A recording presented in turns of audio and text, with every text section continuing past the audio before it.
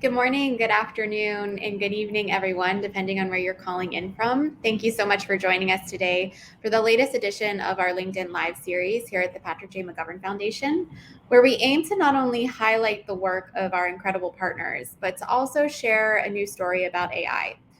One that in which AI helps us create human-centered solutions that have the potential to benefit not only people, but also our planet. But as you'll see today, this doesn't just happen magically. It requires the intentional effort, iteration, and sustained commitments by visionary leaders with support from philanthropy as well as the public and private sector. So today, I'm delighted to be joined by our dear partner, Nery Santaella, to discuss a critical topic, and that's the role of AI in paving a path to refugee resilience, agency, and empowerment. But before we dive in, I want to acknowledge the time and moment that we're in. It's a moment of incredible global unrest with increasing injustice and unspeakable violence against civilian populations, and ongoing assaults on what should be bastions of safety like hospitals and refugee camps, in addition to several ongoing humanitarian disasters around the world. But in a time when it feels so hopeless, it's the tireless efforts of individuals like Nery and her team at Voices of Venezuela that give us a reason for hope. That the creativity and drive of global change makers, combined with new capacities like technical expertise, can help us recenter the dignity of the impacted communities. It's exactly what we mean when we call for a prioritization of compassion as a critical piece for our shared AI future. So, without delay, let me get started in introducing our guest. Hi, Yolanda. Thank you very much. Thank you for having me. Definitely, we are living in a very critical moment regarding refugees and mobilization of people. I don't like to call it crisis because I believe that everybody has the right to move from one place to another, especially when you need to seek for a better life for yourself or when your life is under threat. And yes, thank you for having me here today. And to be able to share a little bit with you guys about what we do and what do we do it and what is what it drives us and what is what we are creating together.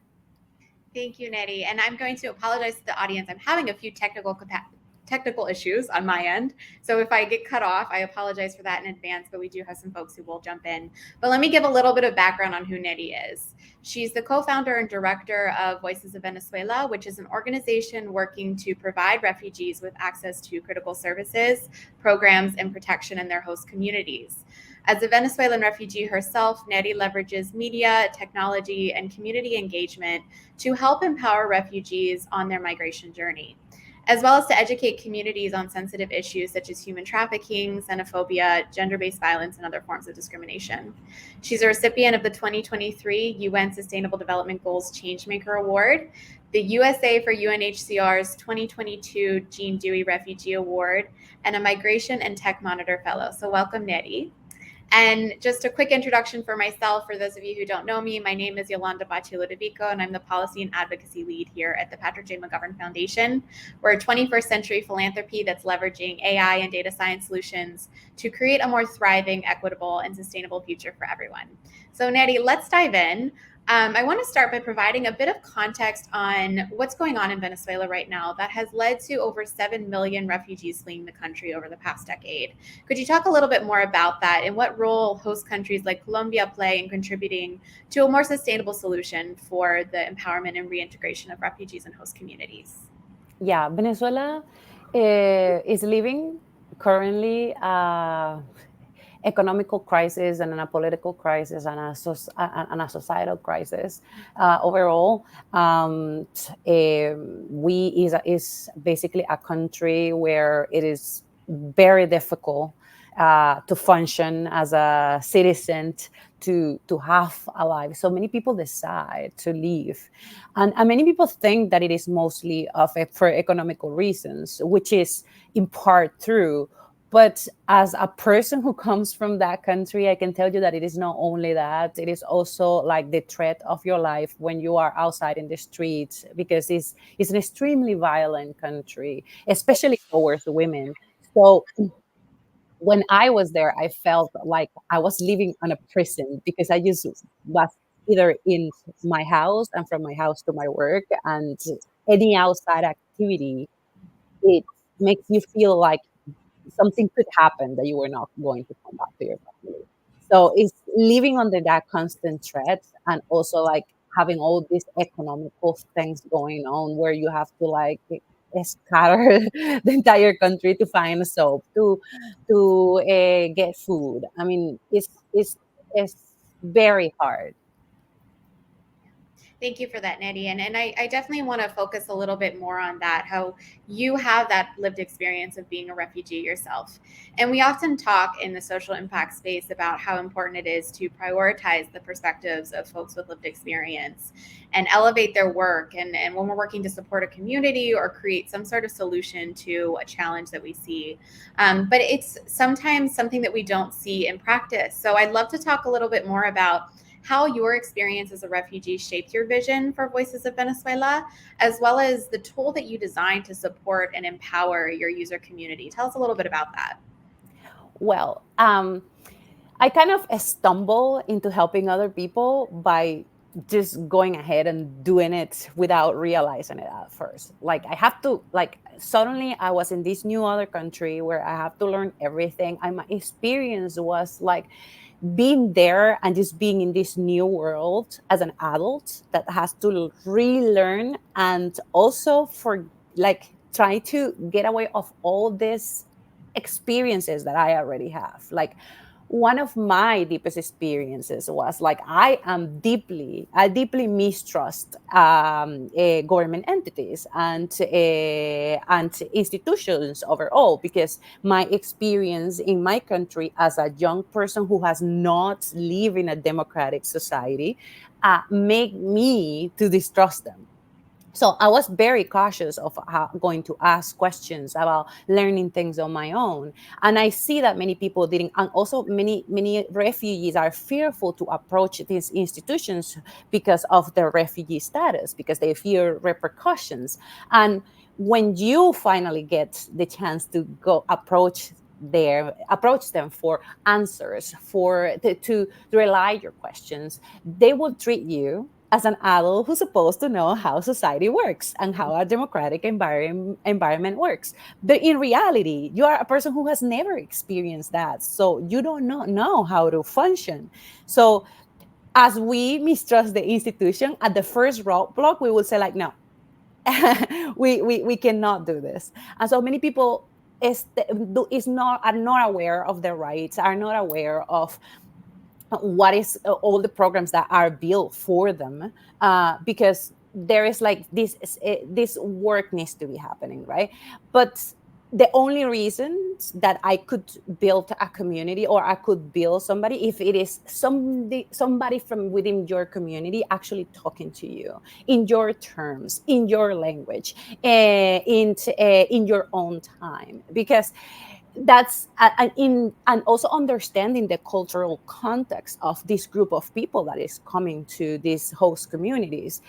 Because if you want to assimilate them, but in order to assimilate them, you need to understand in order to talk to them in their own terms and make them understand this all new world of things that are happening around them. Thank you for that, Nery. And you made a lot of great points that I'm going to pull on during the conversation. One of the most important being the element of trust, but we'll get back to that. I want to dive into this idea of understanding the cultural context and the values of a community. At the Patrick J. McGovern Foundation, we often talk about how critical it is to design technology that's rooted in human values and aspirations, and in particular, the values and aspirations of the community that you're trying to support. And we often call this community-centered design, which is so important when we have this sort of dynamic where folks in power are often designing the solutions that at best may be disconnected from the needs of the community that we're working with, and at worst may even be harmful to them. So many of our partners, like you, are challenging the status quo in the design of solutions. And I want to talk about how this concept of values-based design factors into your work at Voices of Venezuela. How do you ensure that a tool that you created, which is AI-based, has taken into account the full refugee experience, not only their cultural and linguistic context, but also their self-defined values and goals?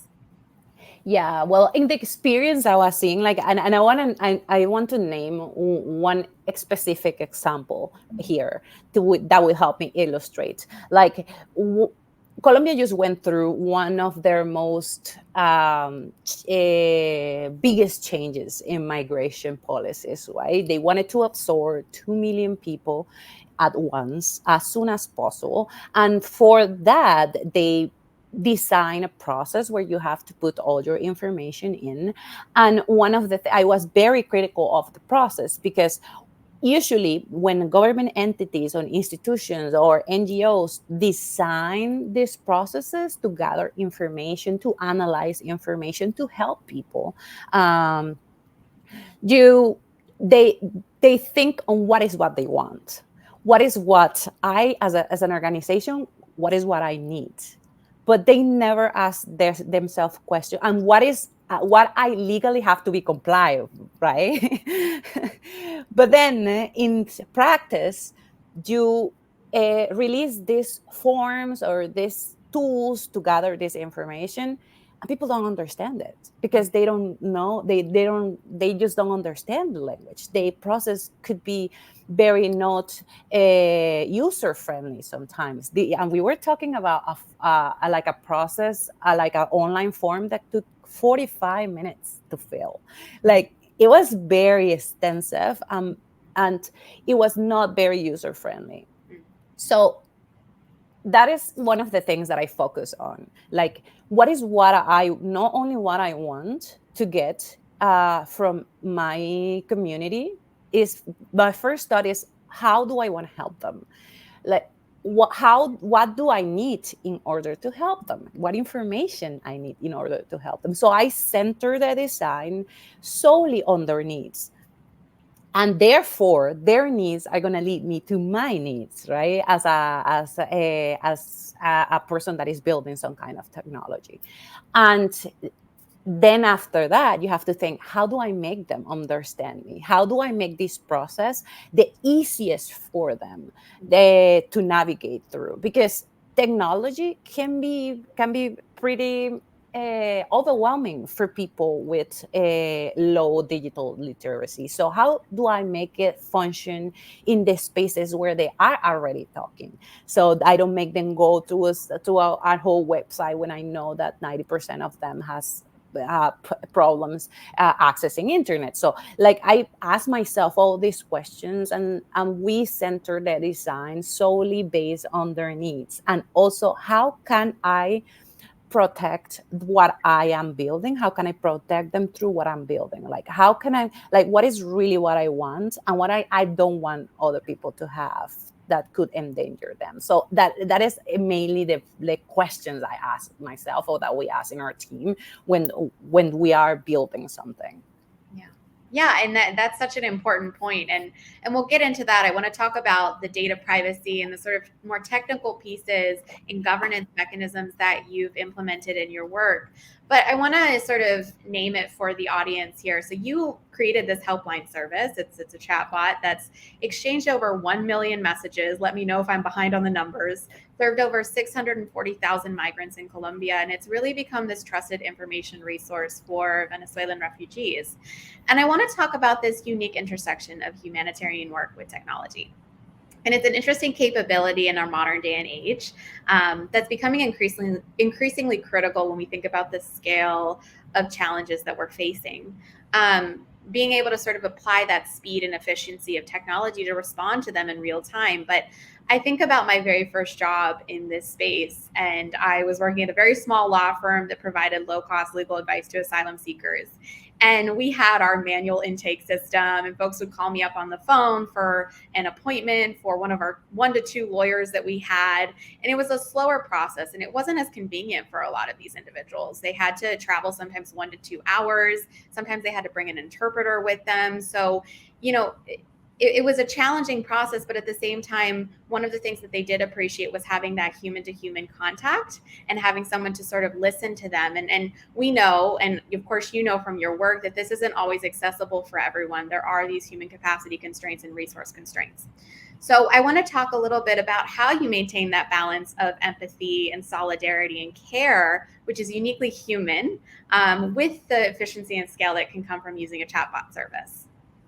Well, it's pretty funny to me because when I first started, or when we first started with the thing, with thinking about a chatbot, because we were overwhelmed. We were putting information out there on social media. We know that people were on Facebook, so we were like seeking for them in the Facebook groups and posting information, creating video, creating content for them, get guided towards their needs. So we started receiving this insanely amount of questions, and I was and we make the commitment to answer each of those questions. So we said, okay, let's open a WhatsApp and see what happens. And then we saw that it was not humanly possible to answer everybody, and that frustrated us as a team a lot. So we wanted to we care for our users a lot. So we were talking about like automations, what can we do for them to have something to talk to and how to access these resources. And then the chatbot came to in the discussion, and I was very worried because I had like a super bad experience with a company just trying to reach them out, and then I was just like hitting this robot that didn't give me answers, and it felt like the company or the institution or whoever is putting that chat but doesn't want to talk to you. Is that, as a user, that's the first thing when you encounter a chat, but they don't want to talk to me. Right. So I was like, okay, we're going to do this. We're going to do it right. We are going to make this as conversational, funny, as if you were talking as with your friend, you know, with your friends. So we have a lot of fun, like building all the pieces of content, of like conversational content for the chatbot, because we kind of like have to make it very playful in a way that they feel like they're talking to a friend. And so we decided to take this personality that we have built with myself online. I have another persona online which is called Nanny, and we take all the language that she uses to that we have built to express herself, to explain things, and we embed that into the chatbot. And we made stickers, we made videos, we made voice notes. Like we made a lot of complementary things that made it feel that even though it was a menu of information, it made it feel organic. It made it feel the conversation organic for them because it was on their terms, how they talk every day, and they feel like we're talking to a friend. And the funniest part is that the chatbot had a different name than than our online persona, which is Nanny, and people recognize that personality that much and connected so much with it that they never call it the name that it had. They always call it. They always thought that they were talking to Nanny, and one of the things on one of the feedback that we have received is that even though they were talking to a robot and it was a simple menu, they sometimes we will have people playing with the chatbot, and because they didn't want to feel alone. And one of the things that I have received a lot when I talk to people, when I finally meet them, or when they send me messages, is like, you really make me feel like I'm not alone in here. And I sometimes just text you to say hello and see how you are, and then you say like, hey, hello.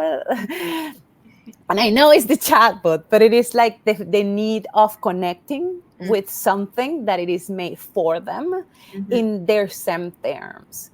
And that's one of the joys in my life, like knowing that that chatbot is making people not feel alone in this journey, which could be pretty lonely. Yeah, that's incredible. Thank you, Nery. And I think this concept of sort of rehumanizing the work that we're doing, even though we are bringing technology into it, is so critical, because you're not just doing humanitarian response, you're working with real people with real goals and dreams, and their lives have been sort of turned upside down. How can you restore that sense of hope within them? I want to talk about something that you touched on a moment ago in one of your previous answers. You talked about lack of trust with government institutions.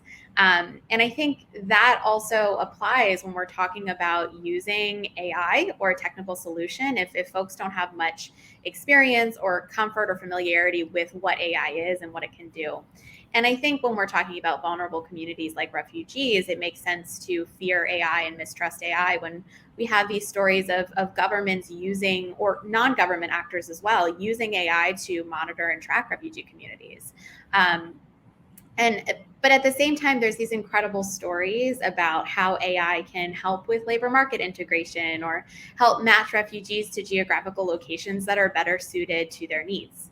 So I want to talk a little bit about how this dynamic has affected your work, how you've overcome this sort of trust and fear barrier, if at all, and what steps have you taken to build that trust and confidence within the community? Yeah, well, I love to use things that have a bad perception for some reason, right? So when we started working with WhatsApp was a headache in so many reasons because it is the perfect place to put misinformation and have it spread out without being able to track it. Like is is a complicated space. Everybody was like, "Oh my God, how are you going to do this?" The space is like there was this conception of the misuse of WhatsApp, and I was like, you know what? I'm going to take this thing that is being misused, using the same tactics that of the people that are misusing it, but in reverse, just for good things, right? And how do I dismantle this, right? And actually, that's one of the first things that pushed me through working with technology, because we were making content online, and then there was this big thing that happened in Bogota where refugees were repelled by force because somebody created a fake change of information in WhatsApp about humanitarian aid that was going to be delivered in the mayor office, and it turns out not to be true. So a lot of people gathered there, and they were repelled by force because it was a misunderstanding, right? And I was like, I don't want that to happen. That put people in risk. Um, so what can I do to misencounter that? So I started working on that, and right now I feel like everybody is so fearful of AI. And what I will say is like the models for AI, the algorithms, everything is going to be built. It's going to be built. There is no stopping it. Mm-hmm. Somebody needs to be out there doing this counter work, like building it for good things, like making sure that whatever is being built to protect people under under the conception of helping other people. Because otherwise, if you just left it to corporations, they're just going to build things for them to make money, and that doesn't necessarily most of the time align with the good of people. Yeah. And Nery, you're speaking to the heart of what we believe at the Patrick J. McGovern Foundation, that we need a sort of alternative to the corporate sector monopoly that we have on tech right now. And that includes global majority communities, that includes marginalized communities in the global north, folks who haven't had an opportunity to participate in either the use or creation of technology, but have this vision and have these skills that they can put to use. So I want to talk about your data journey as a nonprofit. We believe that 2024 will be a really important year for nonprofits who are exploring the possibilities of digital transformation. And we've made the call for philanthropy and nonprofits to work together in sort of mapping out a strategy for an AI-powered social sector, an AI-powered civil society. But that can seem like a daunting task, from the technical expertise that you need to develop to the governance infrastructure. And I know you yourself taught yourself how to code, so this isn't scary to you at all. But I can't say that's the same for the rest of us, right? So how have you tackled some of these data governance challenges? And in particular, I'd love to hear about how you approach data privacy in your work, given that you work with such a sensitive population with sensitive data issues. Yeah, well, one of the things that is our priority is to, like, we want to measure and we want to understand many of the changes and many of the things that are challenging the refugees in their communities.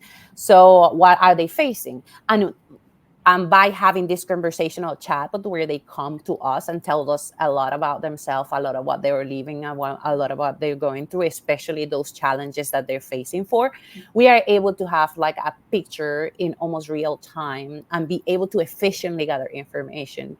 But one of the things that I was very worried is that as it is such a private space for them to talk to us, and one of the things that we have worked tirelessly is to build this trust among them, is like, how can I gather information about these actions without having personal data? Because it feels like everybody was just wants to tie the personal data to these actions, and I was like, no, this is not happening here. We are going to focus on measuring these actions, so and to erase all personal data. We don't storage personal data, and we have ensured that we have algorithms that erase that personal data before it hits our databases. So whatever we're storing, even though like we hope never happens, even though if we have bad data breach of some sort, but if it happens, there's nothing that could be misused, you know. We would like to like think in the future. I'm a person that I come up from a violent, I'm sorry, I come from a violent country. I like to foresee the worst possible scenario to prevent it. Uh, so we kind of think about all these things. So like, what do we want to gather? And data about refugees is one of the holes of data right now, especially when we're talking about movements like people going through very dangerous paths like Central America or the Darien Gap, that though they don't necessarily hit the reports of official organizations or official governments, but they talk to us because they're seeking for information, they're seeking for resources, right? In the places that they are, and that's what we offer to them. So I think that that's one of like our major concerns, and also like making sure that everything we build is centered in their needs, and our needs are solely based on their needs. Awesome. That's wonderful, Nery. And I'm going to invite the audience to share your questions with us. Please feel free to make comments, share questions. I know we'd love to tackle those before we end. But as we're coming to sort of a close here, I want to talk about opportunities for scale. And I think that scale can be sort of approached in a number of different ways depending on what your goals are. And it could include building new products under the suite of the Voices of Venezuela brand, right? Or as a policy wonk, as I am, it could include something like influencing local policies for refugee integration, or maybe creating new global systems and standards to protect the rights of all individuals on the move, right? So I want to hear a little bit more about your vision for the future. What kind of scaling opportunities are you prioritizing, and what kinds of partnerships are you leveraging to get yourself there? Well, definitely, we are prioritizing a lot the data gathering in order to offer like timely solutions to the challenges that they're facing. Because one of the things that right now is like my biggest frustration is that sometimes it takes like around a year to plant on the information that some organizations are able to gather, and they pull manually and they still are pulling people manually, and they pools sometimes don't necessarily align with the needs that they might be living, because fear of repercussions, fear of talking to these entities, because they don't feel comfortable, or they just they're still not in that stage of trust, right? And so one of our like major focus right now is the data analysis and models for data analysis, using AI to have a closer window of response with other organizations, and then working with other organizations, civil society organizations, and other NGOs, so they access this information timely and they are able to adapt. Because one of the things that we learned, especially when COVID was around, is that the needs were changing constantly in these refugee communities. per month. They were changing per month. They were changing per location. So as an organization that takes you a year to plan ahead, and you have a community that changes and shifts so much in their challenges, you need to adapt faster. Because that program that you design to help them might not necessarily hit what they are really needing in that specific time frame. Mhm. Yeah, I think that idea of being able to adapt to evolving needs is so critical in every area of work that we're doing when we're talking about social impact. And it's something that technology and data can help us with, but it's also something that people have to be flexible and on their feet and really listen to these communities. And I think you've mentioned that a couple of times. I'm going to re-invite folks to ask some questions, but I'm getting one question that just came in. We often talk about the digital divide and lack of connectivity as a major barrier to deploying technologies in communities. So I want to talk about whether this has been a barrier in your work, and if so, how have you overcome it? Well, definitely, the accessibility is a challenge. Is a big challenge. How we have encountered it is like, just study your population. Where are they talking? Which platforms are they using?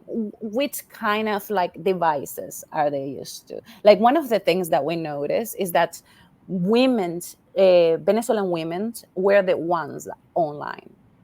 So we kind of developed this strategy to engage them, right? Like, it's your friend that is talking to you. We're like, we are talking like friends. So I am your friend. I'm another woman. I'm your friend. So let's build this relationship. And then I will give you tips of what is the things that you need, or what is the things that are in your community that can help you. And we noticed that by this approach, every single person, every single woman that we were having online became like a torch light in their community. They were like helping, fixing other people from their community with the information that they were receiving from us. People that don't necessarily have access to internet, but that's what they were like. Oh, I have this, so I have access to this chat, but I have access to this information. So I'm gonna replicate this information with the people in my community. So we kind of have this digital strategy that complements with this analog strategy of turning people as individuals for change, especially women, because we do like to help other women. We like to share with other women. And it was like, we built this relationship where it was funny, where it was like this space for them to share their worries, to get solutions, but also to joke and have a fun time with a friend. That's it. They felt like they needed to replicate the same. So I would say, know your target audience, know what is your target user, and look for them in the spaces that they already are. Don't create something new for them. Just go ahead and talk to them in their spaces. What are they using? What are they using? And if you reach them there, they're yours. Mm-hmm. Mm-hmm. That's an excellent point. And I remember having previously been in pandemic preparedness, we were talking about all of these new digital devices to sort of track and surveil the spread of COVID-19. And an individual from Cambodia mentioned that there's a hotline that was in use, that has been in use for years. And that was one of the most effective ways to track cases of COVID-19, because it was something that folks were used to and that they were comfortable with using. So that's a great point. I think we have one more question in here. Thinking about how refugee integration is often dependent on public opinion and support, what are some of the approaches that Voices of Venezuela has taken to building rapport within the host community and influencing community and government leaders to support and welcome newcomers? Well, like, regarding that, I can say we are like also living in a very dark time with public perception of, and I'm here to speak with the truth. It's a challenge. The public perception of refugees in Latin America has uh, grown for the worse, and in the last 3 years. That happens because of many things. It's many things combined. One is the use of the language that media typically use to portray migration stories and to report migrations and migration movement on the news. The fact that the political sphere, the political um, uh, environment instrumentalize migration and refugee status during election time. That sometimes can be that is one of the two things that are like adding. Like there's a lot of things adding for sure.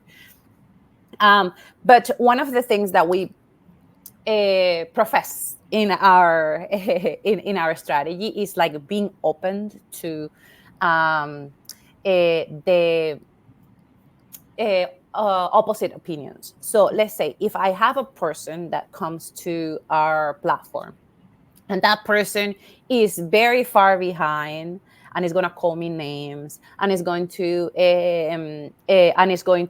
like have a very aggressive approach of what I am, which is a refugee, I will just be open to talk to that person instead of just closing up. I want to be that me as the subject of their being uncomfortable or their not liking me. I want to be the source of them to open to me. Like, okay, now tell me why do you think this? And with the sincere curiosity, I want to know. Like, I want to know because I want to understand you. You maybe had about the experience. Maybe you heard something, and then when and we see that there is a positive turn by opening the conversation, by being open to say, hey, I want to understand what I don't want to judge you. I just want to understand what is your position. Why do you think the way you do? And then people are like, oh, this person, which is the object of my fear, is the one that is listening to me, is the one that wants to understand. And that person is not offended by it, is respecting my position. And then when they see that they are actually able to converse and then you are actually able to understand why their perception is coming from, they say like, oh, maybe what I think is not right, you know. And we have approached that way, not only with conversations online. And I would say that it has worked for us very well. We have one of the fewest spaces online for refugees that we do not receive harassment. We do not receive because people that are coming with that approach, they just encounter this empathy approach of like, hey, just tell me what you think like that, you know. Welcome, and maybe we can understand each other, you know. And it has worked. We don't have like aggressive comments. It's just people just coming. It happens like, I don't know, once in a year maybe. Yeah. Well, I mean that takes an incredible amount of bravery and courage to sort of approach hateful language with that compassion and that curiosity. And I hope we can foster that within host communities as well, the willingness to listen and not prejudge a person just because you come from a different place or you have a different experience or you heard something.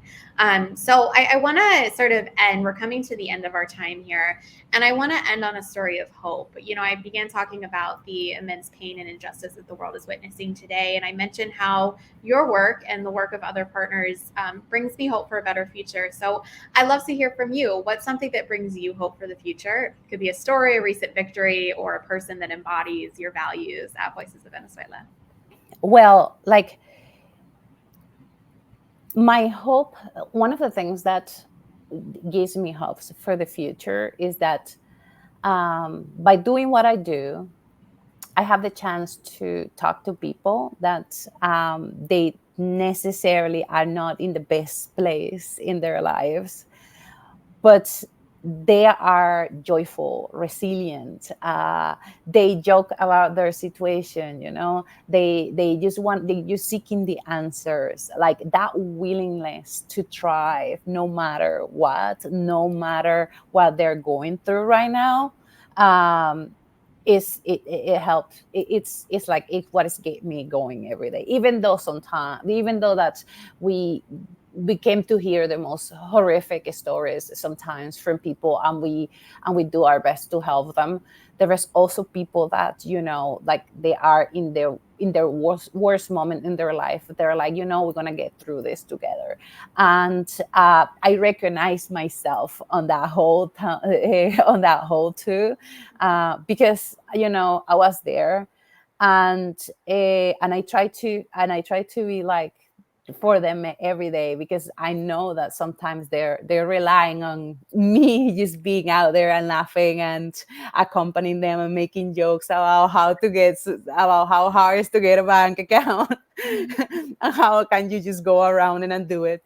um but yes, I see, like, seeing or encountering people that just tell me, like, you're my friend, even though we have never met. Like, you are my friend. I see you every day. I see your videos. And every time I see you, I feel like I have a friend, and that is going through the same things, that is living the same things. And seeing that for me is like, is the light, because sometimes people do not know that I'm also struggling. But for me to be able to see the resilience every day in my audience is incredible. That's incredible, Nery, and you continue to be a beacon of hope and inspiration for many of us who are working in this space and want to learn more and want to find out how we can help. So, as always, you've given us a lot to think about. Thank you to our audience members for joining us on this learning journey. I hope you've been inspired with a renewed commitment to sort of exploring the possibilities of AI for good, or if you're not quite ready for that yet, finding ways to learn new skills and apply them to a cause that you care about. So please do stay in touch as you navigate this world of AI for good. We'll share a slide with social media handles at the end if you stick around for a moment or two. But thank you again, Nery. It's been such a delight to talk with you today. And I want to give you the chance for the last word. Do you have a call to action for our audience here? Yes, I have a call to action for the audience. I wanted to tell you that I know you guys have great ideas. Just go ahead and pursue them. Don't believe in anything or anyone that tells you that you can't, because you can do whatever you want. You can build whatever you want, and you can help other people. And sometimes it's just take a smile, a hug, to spread goodness in the world. It's just sometimes it's just take to be kind in a line, or to tell somebody, this is the wrong paper. You can you can turn this on. And small actions are what are changing the world. We can all be contributing with our actions. So think about, what is this small action that I could be doing that could be helping others and could be making my community better, could be strengthening my community and my relationship with my community. Awesome. Thank you, Nery. What a wonderful way to end this conversation. And thank you to all of you. I hope you have a wonderful rest of your day.